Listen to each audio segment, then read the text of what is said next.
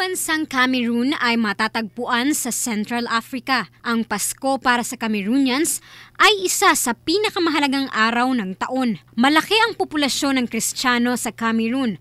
Sa katunayan, halos 70% ng mga tao doon ay Kristiyano. Kaya naman mahalaga na ipinagdiriwang ang Pasko sa bansa. May impluwensya rin ng bansang Britanya at Pransya noong panahon ng kolonisasyon. Kaya ang selebrasyon ng mga Cameroonians ay halos magkapareho lamang sa Western country. Alam nyo ba na hindi gaanong gumagamit ng Christmas decorations sa Cameroon kumpara sa Pilipinas? Hindi gaanong magarbo at makulay ang Pasko sa kanila. Kung tayong mga Pilipino ay nagdiriwang na agad ng Pasko pagpasok pa lang ng Setyembre, sa Cameroon, madadama mo lang ang Pasko sa mismong araw ng December 25. At dahil malaking bahagi ng populasyon ng Cameroon ay Kristiyano, mapapansin na mas relihiyoso ang pagdiriwang nila ng Pasko. Bilang isang Pilipinong pari, nanibago umano si Father Rene Cabag sa estilo ng pagdiriwang ng Pasko sa nasabing bansa. Matapos ang 9 na taon na paninirahan sa Cameroon, napansin niya umano ang kahulugan ng pagdiriwang ng Pasko sa bansa.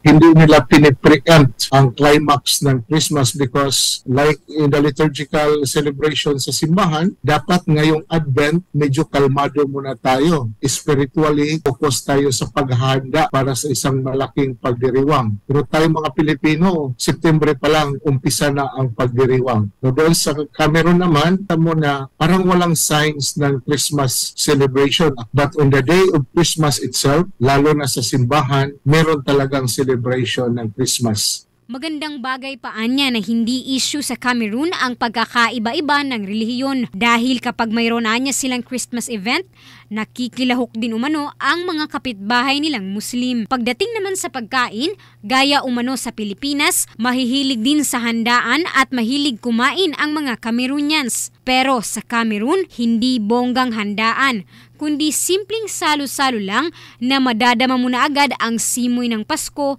kahit sa isang araw na pagdiriwang. Ang Pasko sa Cameroon ay napakasimple lamang.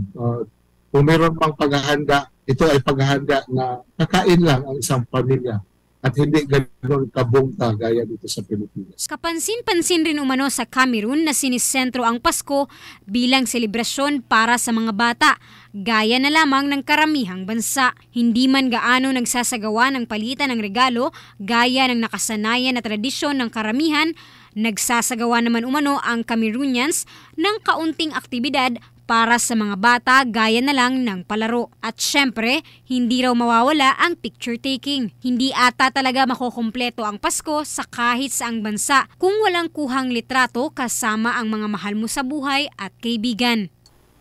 Mahilig sila sa picture taking, lalo na pagkatapos ng misa, ang pamilya ay nagpapakuha ng larawan o pictures. So isa din yan sa mga malalaking negosyo ng ibang mga tao doon. They take picture after Christmas masses, yung mga celebration sa parokya. Magkakaiba man ang estilo ng dekorasyon at araw ng pagsisimula ng selebrasyon, tiyak naman na sa araw ng Disyembre 25, pare-parehong nagdiriwang ng Pasko at kapanganakan ni Jesus at nagtitipon-tipon ang pamilya. Watch out for another edition of Christmas Around the World. Various celebration of Christmas by different countries. Only heard and seen at Bombo Radio Philippines.